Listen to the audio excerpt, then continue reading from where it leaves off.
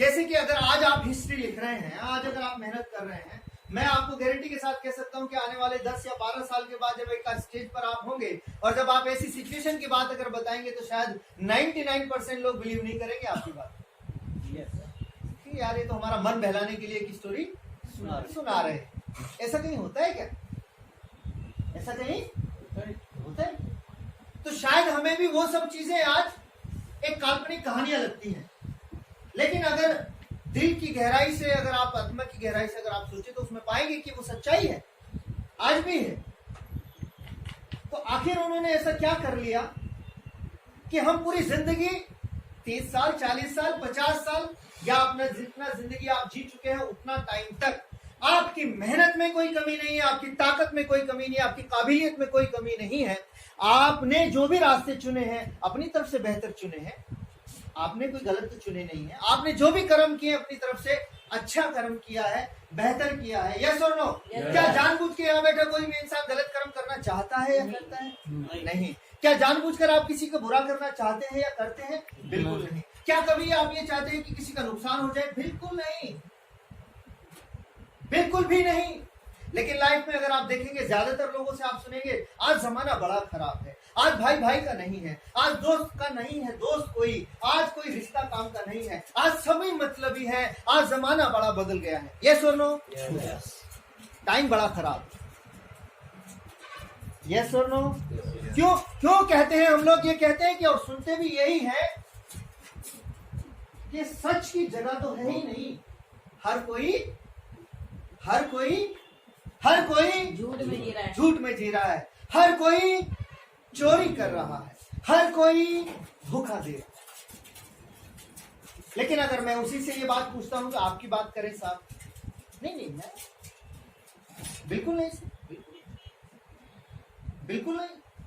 कभी सपने में मैंने किसी का बुरा नहीं सोचा ही नहीं। राइट और रॉन्ग? Yes sir.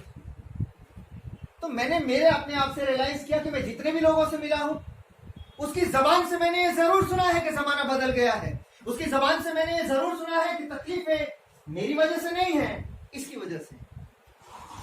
हर रिश्ते को उसने एक इल्जाम दे के रखा है अपनी जिंदगी में कि मैं अगर परेशान हूं तो इसकी वजह से। आज मेरा घर अगर बिक गया है तो इसकी वजह से।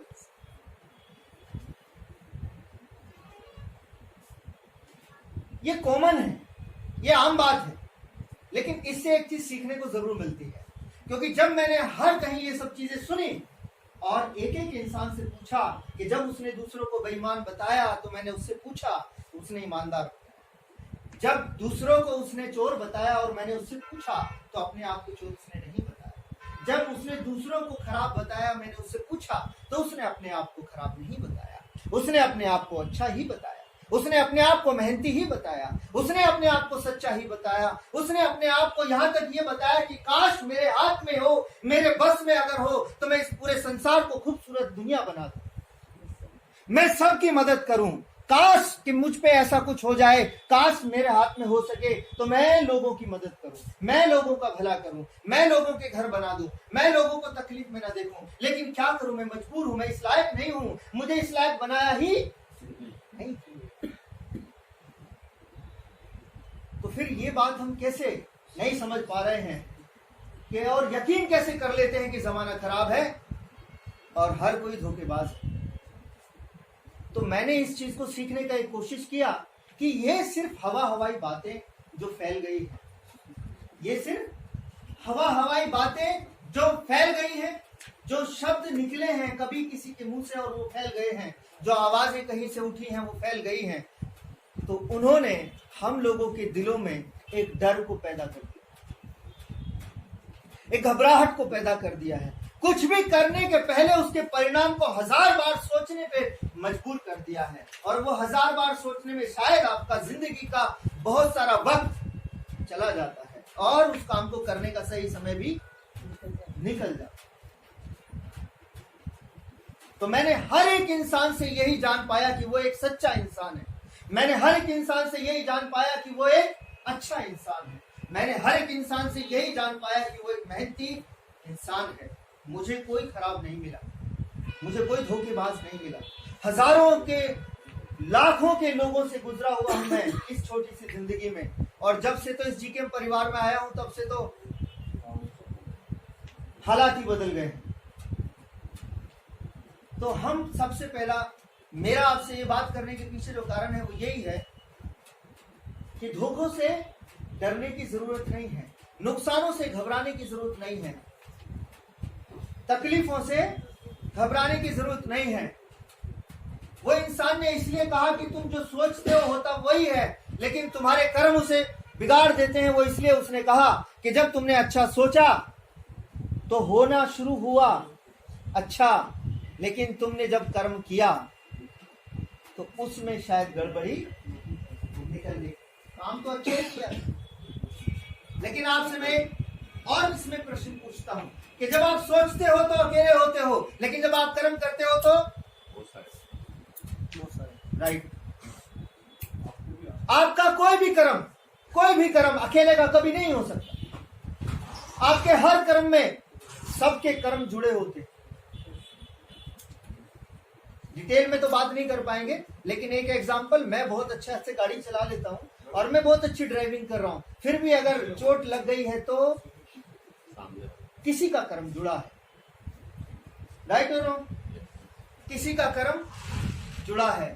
तो सोचने से शुरुआत होती है, कर्म परिणाम तक पहुंचाता है, और कर्म हमेशा सबके साथ में चलता है। तो इस अभियान में भी केवल अकेले की सोच से हो नहीं सकता। सबके कर्म के प्रभाव मेरे कर्म पे आते हैं, और मेरा कर्म आपके कर्म के प्रभाव में जाता है, राइट और रॉन्ग? ठीक वैसे ही हमें ये भी समझना पड़ेगा कि हमारा जो डर, हमारी जो घबराहट है वो है नुकसान की, सिर्फ, और कुछ नहीं। कौन सा नुकसान? पैसे का। और कौन सा नुकसान? सम्मान का, इज्जत का। यस और नो? अच्छा, पैसे को लेकर शायद हम इतने घबराएंगे नहीं। सबसे बड़ी घबराहट किस चीज की है? सम्मान। सबसे बड़ी घबराहट किस चीज की है? सम्मान। तो मैं आपको एक खुशखबरी सुना दूं।